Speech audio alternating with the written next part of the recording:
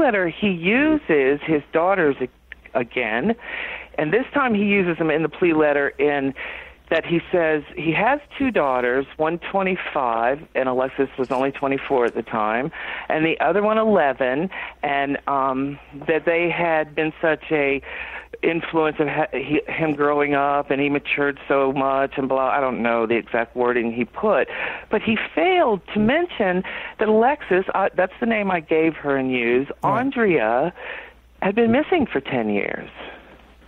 He failed to mention that in that plea to that judge, and the plea was to get him from going back to prison for many years for what they caught him in possession of, just that sawed-off shotgun. I have a list of all the charges. He would have spent 2 lifetimes in jail. You know, isn't it fascinating? You would think that any sane person, you know, you're facing some charges, serious charges, but still, it's not murder. It's not, you know, missing, you know. No. And he would actually bring up your daughter's name in this plea to the judge. Why would any sane person draw attention to that circumstances that hey, this girl is missing? It's just insanity. Well, you know, they say that people who commit murder can't keep it to themselves. Yeah. They have to find a way to let it out.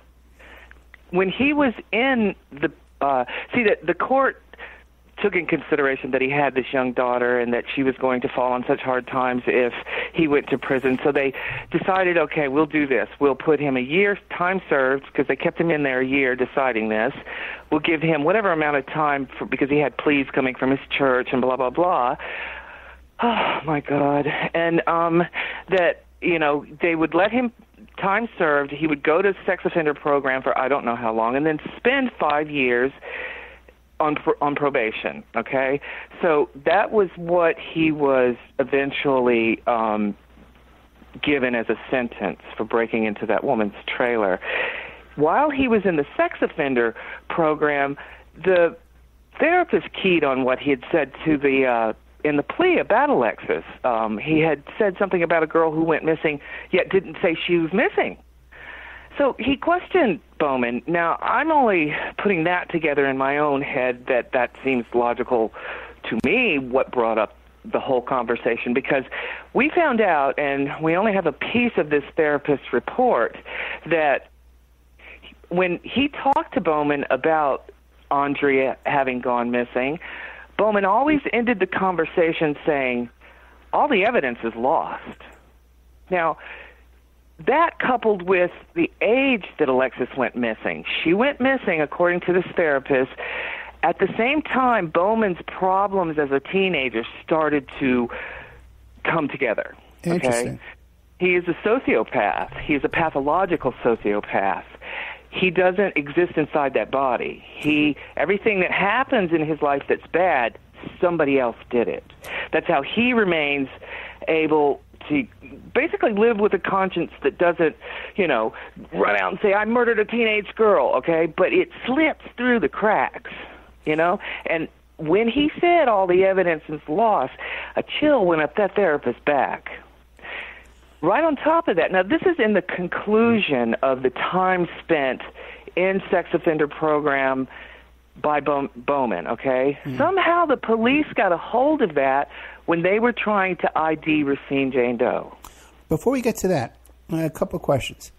Now, when Alexis turns up, supposedly runs away, did they make a report to the police saying, hey, our adopted daughter just ran away? Yes, they did. They called the police and said, now this was 3 months after she had said Bowman sexually molested her. Right. They called on their wedding anniversary, okay, their 19th wedding anniversary. They called, reported Alexis had, I don't really know exactly if he said he saw her that day that she went missing, but he said that he came home, that his money was missing, and that some of her clothes were missing, and that she had run away. Now, Brenda claims she saw Alexis on that day, reading a magazine, and that's a whole other story there, but she claims she saw Alexis on that day. Bowman says he came home and discovered these things were missing. He doesn't mention Brenda. He doesn't mention any of that, and that she had run away. Now, when that police officer in 2008, and I don't know that we covered Racine Jane Doe yet, so maybe I'll hold off. We haven't talked about that yet, but back to the wedding day. Now, are they saying on the wedding day, hey, she ran away 3 months ago, or they're saying she ran away today? They're saying she ran away that day. And what makes you say it was 3 months ago? I'm sorry, say again? What makes you say it was 3 months ago? No, she accused Bowman in November, 3 months prior, of molesting her. Okay, gotcha. They sent her back into Bowman's house. 3 months later, on the Bowman's wedding anniversary, she vanishes. And they call police. Now, did anybody else see her prior to that or that day or anything like that besides the two parents? Ask me that question again. I didn't catch it all. Okay. I'm sorry. Did anybody else see her alive that day besides the parents, the Bowmans? No. But she had the day before. Now, I found this out through my Facebook page, and kids that knew her back then set up this big thing with these two Mexican kids, and maybe there were more than two, but these are the two that surfaced to me, okay? And I only really talked to one, but he said he was so disturbed that she didn't show up, he went looking for her. That he rode his little bicycle. Now, they're only 14 years old, so he's not driving a car looking for her. Oh, he had a motorcycle, or moped. He took his moped, drove from Holland down to where they lived on the Holland-Hamilton line, which I think probably he drove it a couple of miles, went to the... there's a truck stop, like a big truck stop slash, gas up place not far from where the house she went missing from, which has now been torn down, is still today. Well, almost 30 years ago, this kid rode his bicycle down there and asked him, have you seen her? No, they hadn't seen her. So he was so disturbed, but yet so freaked out and creeped out by Bowman that he never approached Bowman. Now, I believe what happened is, like when he was stalking his daughter's college campus, he was stalking Alexis High School campus. And he disapproved of her hanging out with these Mexican kids. And there's a whole other story behind that. We'll get to it. That's interesting. Now, are there any friends of hers from that time who said, yes, she was planning on running away or anything like that at all? Well, Brenda, interestingly, in the weeks, and actually it spanned over quite a bit of time because then everything became electronic and she started noticing things that she contacted the police about. But through my private detective, I found out every sighting that was reported to the police of Alexis in Holland or otherwise was called in by Brenda Bowman. Oh, so she was making these calls and reporting sightings. That's right. Oh, boy. None confirmable. As a matter of fact, my PI, myself, and Carl Koppelman kind of started talking to those people, and I talked to the woman that convinced me that it wasn't Alexis because I asked her, how tall was this girl? And she said 5'11". My daughter was 5'6". How old was their bio? At the time your daughter went missing, how old was their bio daughter? 18 months. Oh, their daughter was only 18 months. Oh, okay. Because I was wondering if you could talk to her and find out anything. Okay. Brenda got pregnant almost immediately after he got out of prison. Interesting. Yes. Okay. Now, I think the way to get into this next stage of the questioning interview, I'm treating you like a... That's okay. I don't mind. It's practice. This is only the second time I ever talked to anybody on a podcast. Okay, great. Now, I think the next step then is Carl Koppelman, right? Tell us who he is and how Carl Koppelman. So tell us who he is, how he fits into this story, and the next stage of how you come into this then. Okay. That's right. And like I said, well, I don't know, I didn't mention it, so this is how it starts. In 1998, a girl was found beaten to death near a cornfield in Racine, Wisconsin. She was clothed in clothes that obviously weren't hers. Looked as though she'd been, abused for quite a long time. She had cauliflower ears like boxers have and just really decayed teeth. And she was young. She was approximately Alexis's age. Now, by then, 1999, Alexis had been missing 10 years. And the whole internet thing was starting to sort of, come together. And there's a page called Web Sleuth, and there's really a lot of sleuthing pages out there now, but I think Web Sleuth was one of the first. Well, anyway, Carl Koppelman is he's part of that page. He's a moderator, and he's a forensic artist.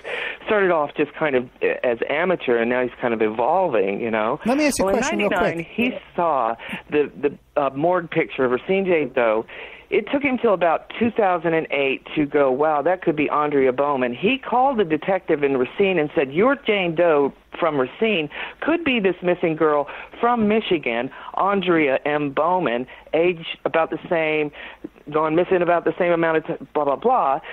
So the Racine detective called the Michigan detective, Allegan County, Michigan detective, said, we have a Jane Doe over here that might be your missing Aundria Bowman, okay? So cold case team had been brought together in Michigan. Those guys go to the Bowmans after reading who Bowman was. Now, this police officer on this cold case knew Bowman and went, oh, my God, what is this? But sort of put that aside and said, we got to find out who this girl is, okay? So they go to the Bowmans and they say, give us everything you got that might have DNA on it or any kind of fingerprints, get the dentals. Now, this is 2008, okay? Okay. It took them nearly 2 years to get him to write that letter to get in touch with me so that they would get in touch with me and get my DNA to rule Racine Jane Doe out. So from 2008 to 2010, that detective turned every stone he possibly could, pushed every angle he possibly could to get Bowman to write the letter to the adoption agency that would unearth me and get that DNA. And that's what happened by 2010. All right, let's stop there right now because we have to take another commercial break. But now what you're saying is when this gentleman, Carl Koppelman, saw the picture of, he saw a sketch of this. He saw a morgue picture. He saw a morgue picture of the girl, Racine Jane Doe. Racine Jane Doe. Now, by the way, what is his screen name on Web Sleuths? It is, gosh, do you remember? I have to look. Okay. I think it's Carl something. Okay. I'll ask him. And then what happened was, is that they got a hold of Bowman. The Racine detective got a hold of the Allegan County detective, right, who then went out to, or actually reviewed Alexis's case, Aundria M Bowman's case, looked at who was involved in calling her a runaway and said, oh, no, okay? He told me the case was botched when he found me. Yeah. Okay. So that's where we're at this point. And then Bowman waited how many years? 2 years before he would give them the letter allowing? Well, according to my private eye and the detective who's on the case now, they had to basically hound Bowman for 2 years to get the letter from him that they took to Virginia, where Alexis was adopted from, gave to the adoption agency and said, we need to find her and this is why. Right. Now, this... What was I going to ask you?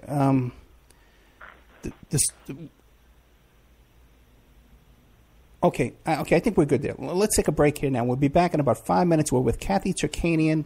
The story is Find Aundria Bowman. We'll be right back after these messages.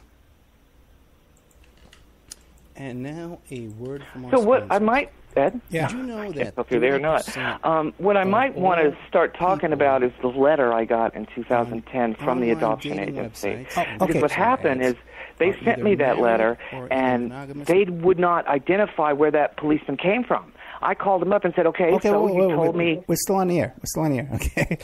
Okay, all right, got it. Well, what we'll do is I'll play the commercial now, and then when we come back, we'll get into all that, okay? I'm going to put you on mute. Okay, Thank you. Good. Okay, bye. Okay, more with Kathy Turkanian with the Find Aundria Bowman story. Fascinating stuff. Relationship. 30%. If you suspect that your husband, your wife, your boyfriend, your girlfriend may be cheating online, go to emailrevealer.com and our online infidelity investigation. You give us their email address, and we can trace it back to online personal ads, dating sites, and social networks. We can even expand the investigation and find them cheating on escort service sites or even porn sites if they're registered to porn sites and swinger sites. So check out emailrevealer.com if you suspect your spouse is cheating, and check out our online infidelity investigation. William Ramsey is a producer here at the Opperman Report, and he's just come out with a new book, Children of the Beast, Aleister Crowley's Shadow Over Humanity. Now, he just sent me a copy of this book.